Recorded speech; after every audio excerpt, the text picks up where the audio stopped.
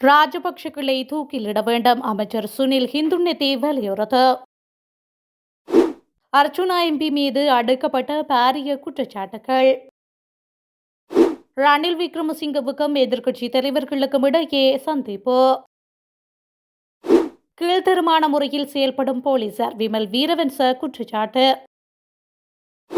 அமைச்சரவை மாற்றத்திற்கான காரணம் அம்பலப்படுத்தும் மொட்டு கட்சி. ஈஸ்டர் தாக்குதல் விரைவில் கைதாக்க உள்ள உயர்மட்ட அரசியல் தலைவர். ஈஸ்டர் தாக்குதல் விசாரணைகள் குறித்த தகவல்களை அம்பலப்படுத்தக்கூடாது. இலங்கையில் பொருளாதார நெருக்கடி நிலை குறித்து கடும் எச்சரிக்கை.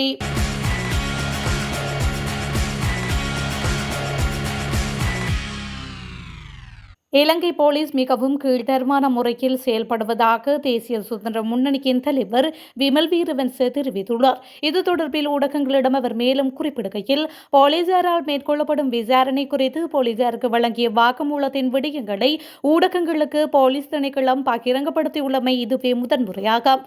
தண்டனை சட்ட கோவையின் 110 பிரகாரம் ஏதேனும் வாக்குமூலம் குறித்து போலீசாருக்கு வழங்கும் வாக்குமூலத்தின் ரகசியம் பாதுகாக்கப்பட வேண்டும். இலங்கையில் உள்ளது இலங்கை போலீசா அல்லது ஜேவிபியின் போலீசா என்ற சந்தேகம் தோற்றம் பெற்றுள்ளது. இலங்கை போலீஸ் கடந்த காலங்களில் இவ்வாறு செயற்பட்டதில்லை. மக்களின் வரிப்பணத்தில் இயங்கும் போலீஸ் சேவையை போலீஸ் மாதிபர் அரசியல் மயப்படுத்தியுள்ளார்.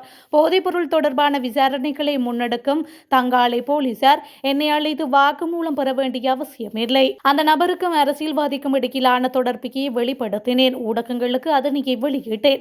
இலங்கை போலீஸ் மிகவும் கீழ்த்தரமான முறையில் செயற்படுகின்றது. எதிர்க்கட்சிகளுக்கு எதிரான அரசின் அடக்குமுறைகளின் பிரதானியாகவே போலீஸ் மாதிபர் செயற்படுகின்றார். அரசின் முறைகேடான செயற்பாட்டை தொடர்ந்து வெளிப்படுத்துவேன். போலீசாரை கொண்டு எம்மை அச்சுறுத்த முடியாது என்று விமல் வீரவன்ச மேலும் தெரிவித்துள்ளார். உயிர்த்த ஞாயிறு தாக்குதல் சம்பவம் தொடர்பில் விரைவில் உயர்மட்ட அரசியல் தலைவர் ஒருவர் கைது செய்யப்படுவார் என தென்னிலங்கை ஊடகம் ஒன்று செய்தி வெளியிட்டுள்ளது. எதிர்வரும் நாட்களில் இந்த கைது நடவடிக்கை இடம்பெற வாய்ப்புள்ளதாகவும் குறித்த ஊடகம் சுட்டிக்காட்டியுள்ளது. உயிர்த்த ஞாயிறு தாக்குதல் தொடர்பில் ஏற்கனவே கைது செய்யப்பட்ட ஒருவர் வழங்கிய வாக்குமூலத்தின் அடிப்படையிலேயே இந்த கைது இடம்பெறவுள்ளது. இதேவேளை உயிர்த்த ஞாயிறு தாக்குதல் தொடர்பான விசாரணைகள் தொடரும் என நீதியமைச்சர் கர்ஷன நாணயக்கார உறுதியளித்துள்ளார். அத்துடன் குறித்த விசாரணைகளை குற்றப்புலனாய்வுத்துறை தொடர்ந்தும் நடாத்தி வருகின்றது. இதற்கிடையில் உயிர்த்த ஞாயிறு தாக்குதலின் பிரதான சூத்திரதாரியை அடையாளம் கண்டுவிட்டதாக பொது பாதுகாப்பு அமைச்சின் செயலாளர் ரவி செனவரத்ன கூறியதாக ஸ்ரீலங்கா முஸ்லிம் காங்கிரசின் நாடாளுமன்ற உறுப்பினர் நிஷாம் காரியப்பர் தெரிவித்திருந்தமை குறிப்பிடத்தக்கது.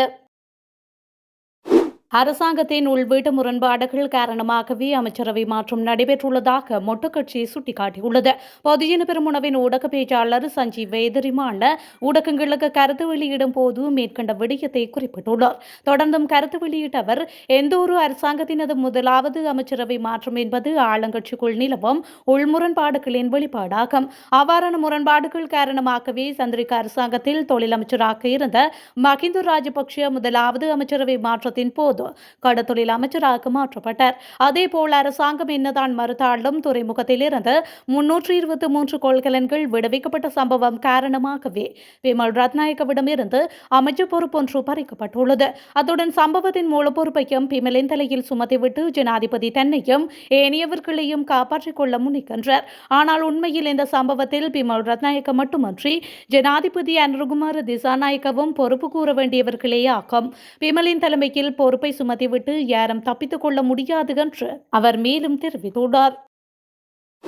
உயிர்த்த ஞாயிறு தற்கொலை தாக்குதல் விசாரணைகள் குறித்த தகவல்களை அம்பலப்படுத்தக்கூடாது என நீதியமைச்சர் கர்ஷன நாணயக்கார தெரிவித்துள்ளார். விசாரணைகள் தொடர்ந்தும் முன்னெடுக்கப்பட்டு வருவதனால் இவ்வாறு தகவல்கள் வெளியிடக்கூடாது என அவர் வலியுறுத்தியுள்ளார்.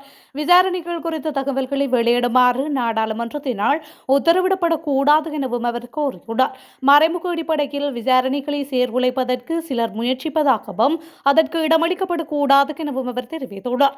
உயிர்த்த ஞாயிறு தற்கொலை தாக்குதலின் பிரதான சூத்திரதாரியை அரசாங்கம் வெளிப்படுத்த வேண்டும் என ஐக்கிய மக்கள் சக்தியின் நாடாளுமன்ற உறுப்பினர் தியாத்ரி ஜெயசேகர அண்மையில் கோரியிருந்தார். இந்த கோரிக்கைக்கு பதிலளிக்கும் வகையில் அமைச்சர் கர்ஷன நாணயக்கார இந்த விடயத்தை குறிப்பிட்டுள்ளார். முன்னாள் ஜனாதிபதியும் ஐக்கிய தேசிய கட்சியின் தலைவருமான ரணில் விக்ரமசிங்கவுக்கும் எதிர்க்கட்சிகள் பலவற்றின் தலைவர்களுக்கும் இடையே நேற்று விசேட கலந்துரையாடல் நடைபெற்றுள்ளது. கொழும்பு பிளவர் வீதியில் அமைந்துள்ள முன்னாள் ஜனாதிபதியின் அலுவலகத்தில் இந்த கலந்துரையாடல் நடைபெற்றுள்ளது. பொதுஜன ஐக்கிய முன்னணியின் தலைவர் அனுர பிரியதர்ஷன யாப்பா, பிவுத்துருகில உரிமையவின் தலைவர் உதய கம்மன்பில, ஸ்ரீலங்கா பொதுஜன பெரமுனவின் சஞ்சீவ எதிரிமான மற்றும் பலர் இந்த கலந்துரையாடலில் கலந்து கொண்டனர். தற்போதைய அரசாங்கம் நவம்பர் மாத நடுப்பகுதியில் ஒரு வருடத்தை நிறைவு செய்ய உள்ள நிலையில் அரசாங்கத்திற்கு எதிராக நடாத்தப்படும் போராட்டம் குறித்து விவாதிக்க இந்த கூட்டம் கூட்டப்பட்டுள்ளது. அதன்படி அடுத்த மாதம் அரசாங்கத்திற்கு எதிராக நடாத்தப்பட உள்ள போராட்ட அமைப்பு நடவடிக்கைகள் மற்றும் தற்போதைய அரசியல் நிலைமை குறித்தும் விரிவாக விவாதிக்கப்பட்டுள்ளமை குறிப்பிடத்தக்கது. ராமநாதன் அர்ச்சுனாவை நாடாளுமன்ற உறுப்பினர் என்று கூறுவதற்கே வெட்கமாக இருப்பதாக வலிந்து காணாமல் ஆக்கப்பட்ட உறவுகளின் சங்கத்தினர் தெரிவித்துள்ளனர். வேதனைகளோடும் வலிகளோடும் போராடும் தாய்மார்களை இழிவுபடுத்தும் விதமான கருத்துக்களை நாடாளுமன்ற உறுப்பினர் அர்ச்சுனா வெளியிட்டுள்ளதை மேற்கோள் காட்டி அவர்கள் மேற்கண்டவாறு கூறியுள்ளனர்.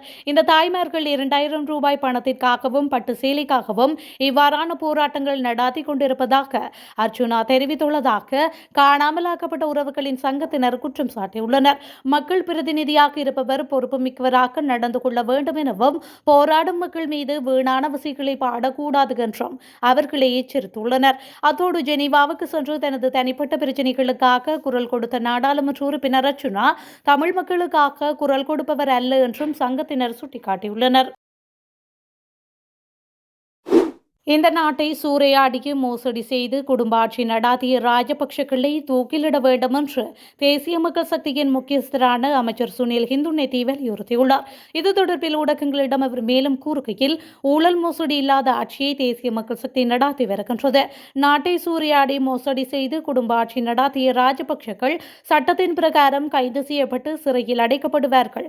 அவர்களை தூக்கிலிட வேண்டும். இந்த நாட்டின் பொருளாதாரம் படுபாதாளத்தில் வீழ்ந்தவைக்கு ராஜபக்ஷக்களே பிரதான காரணம்.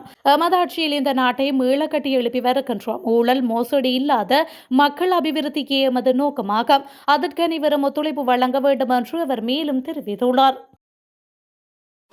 இலங்கையில் மீண்டும் பொருளாதார நெருக்கடி நிலை ஏற்படக்கூடிய அபாயங்கள் காணப்படுவதாக எச்சரிக்கை விடுக்கப்பட்டுள்ளது.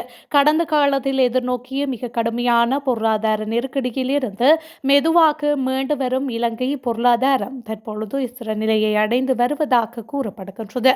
எனினும் இதே போன்ற நெருக்கடி மீண்டும் உருவாக்கும் அபாயம் கணிசமாக உள்ளதாக சுயாதீன ஆய்வுக்குழு ஒன்றின் அறிக்கையில் எச்சரிக்கப்பட்டுள்ளது. இலங்கையின் மாற்றத்திற்குட்பட்ட பொருளாதார வளர்ச்சியை நிலைநிறுத்தல் 2025 தொடக்கம் 2030 என்ற தலைப்பில் வெளியிடப்பட்ட இந்த அறிக்கையில் இந்த விடயம் சுட்டிக்காட்டப்பட்டுள்ளது.